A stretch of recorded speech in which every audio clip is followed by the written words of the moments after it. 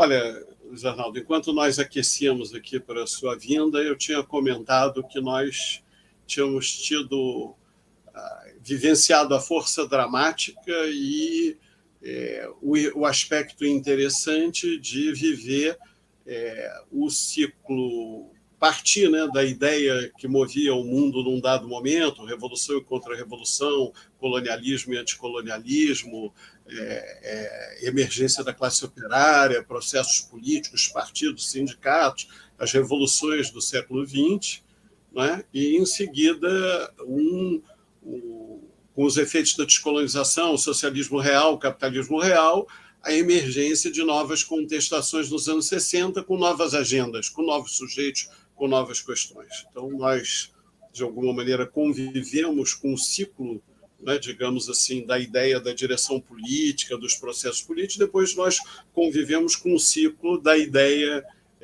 e das questões de mudar a própria revolução no sentido de repensar contradições, questões, né, do ponto de vista técnico, do ponto de vista cultural, do ponto de vista científico, do ponto de vista antropológico, esses giros da descolonização, o giro do feminismo, o giro ambiental, tudo isso que, na realidade, puseram ali no final dos anos 60 e início dos 70, parte da agenda do século XXI. Não é nova a agenda do século XXI. Nós herdamos problemas insolúveis da colonialidade, do século XVIII, problemas insolúveis do século XX, que retornam racismo, etc., etc., né? E, ao mesmo tempo, os novos problemas que derivam da industrialização e seus problemas, do consumismo e seus problemas, do individualismo e seus problemas, quer dizer, ou seja, e o tempo todo nós lidamos com essas questões e, como você disse, nós lidamos aqui desde a centralidade da periferia e desde os povos, não é? Das favelas, dos territórios que sofrem uma guerra permanente. Aqui a guerra é essa que a gente está tendo aqui, mais uma vez. Aqui a agenda é sempre construída com a ideia de guerra e ocupação do território, ou seja, nossa colonialidade está sendo exercida sobre a população do Jacarezinho, nesse instante, como uma agenda, mais uma vez, que inverte as prioridades e não traz a solução para a cidade e coloca todos na iminência de conflitos, basicamente com a ideia de solução armada para o país sobre a população. E isso tira a centralidade da educação, da cultura, dos processos de inserção, das tecnologias sociais, das práticas do saneamento, né, e faz com que a gente, inclusive, não transforme com a agenda da Covid, a agenda ambiental, ela traz a ideia de que saúde, saneamento, sustentabilidade se articulam, assim como educação e cultura são a chave da mobilidade social, das transformações, da participação. Bom, então, e você trouxe o outro universo, e disse, olha, na minha experiência aqui, as populações que têm experiência, as populações da Amazônia, porque a Amazônia é habitada desde sempre, a cidade que se rebela, um território que tem identidade política própria, e as águas. Então, você definiu um tripé, você disse, olha, são culturas que convivem com esse ambiente de uma outra forma e, portanto, estão sentadas sobre uma riqueza que elas conservam, riqueza que tem sentido planetário, se pensar a questão hídrica, a questão, não é, do oxigênio e a questão também dos elementos de biodiversidade que podem permitir muito mais riqueza do que você botar soja ou minério, ou você explorar gás e petróleo, quer dizer, ou seja, ou explorar mesmo os novos materiais, porque tem as dinâmicas biotecnológicas que podem nascer daí, são estupendas, são os maiores, né? Todos os potenciais gigantescos, assim como os potenciais de renovação dos recursos hídricos, a maior riqueza do mundo, inclusive em valor de commodity, que é a água. Não é?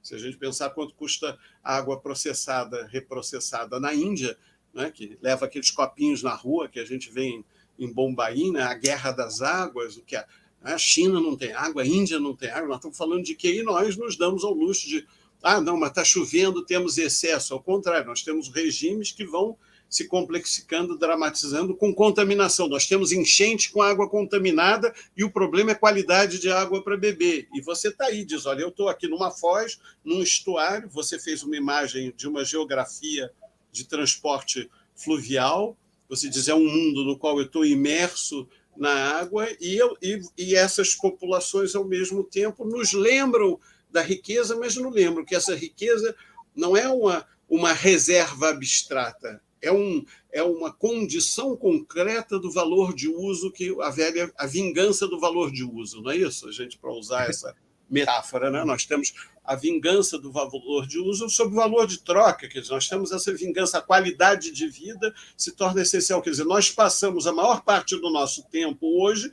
no mundo lidando como alimentar as pessoas, né? E como manter a saúde das pessoas, quer dizer, são os elementos principais, né? E, ao mesmo tempo, como preservar, não é, formas de sociabilidade culta, de qualidade, de respeito ao outro e tal, e isso tem a ver com a cidade. Bom, eu trouxe esses elementos que eu estou discutindo, mas pensando no que você está dizendo, né, no que você lembrou, e talvez fosse uma coisa importante para nós, é pensar que a Amazônia é um território organizado, e a Panamazônica também. Quer dizer, na Bolívia, no Peru, na Colômbia e no Brasil, tem um novo tipo de horizontalidade organizativa, já que porque nós lidamos, eles se dão com a ideia de que uma das principais tecnologias que existe, criar instituições, diria o Castoriadis, é a principal tecnologia humana. E dizia o nosso velho amigo Tawili que existem as tecnologias da organização social, que são as tecnologias da cooperação. Não existe sociedade sem cooperação. Tem um sujeito que todo mundo lê hoje, depois de muito tempo, e não lê tão bem, chamado Karl Polanyi, que já colocou isso. Quer dizer, quando você destrói os laços sociais em nome das trocas capitalistas, você destrói até as trocas.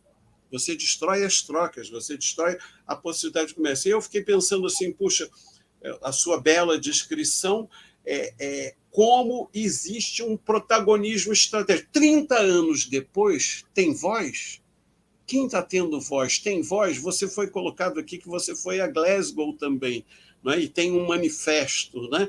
Talvez fosse interessante tanto falar como se organiza e como se projeta essa voz, e como ela é sustentada por alianças qualificadas, um bloco sociotécnico qualificado, né? E como isso tem a ver com a função das cidades. Nós estamos falando de Belém, nós estamos falando de uma região metropolitana com 2,5 milhões de pessoas.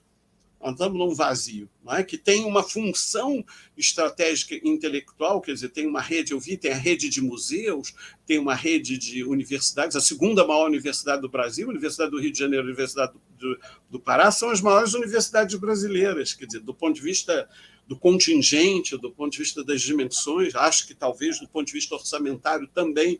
Então, nós estamos, é um repensar, como você diz, para pensar, olha, pense que existe, que precisamos romper com essas dualidades da colonialidade. Então, nós estamos aqui, Belém e Rio, olhando os dois e dizendo como as agendas estão invertidas. Né? Então, eu pensei como você mostrou a agenda da colonialidade aí e a agenda da colonialidade aqui antinegra, antipopular, antioperária, antissocial, que vem séculos. A história do Jacarezinho, aliás, o próprio Boaventura de Souza Santos fez a tese dele de doutorado lá, né? Ou seja, por quê? Porque lá era o nosso território cabano, o Jacarezinho era nosso território cabano, o Jacarezinho era o nosso território proletário, o Jacarezinho era a favela negra também, né? Quer dizer, então, muito interessante tudo isso. Eu fiquei pensando aqui como uma conversa como essa está trazendo essa ideia da organização dos territórios. Bom, me estendi, não sei se só para te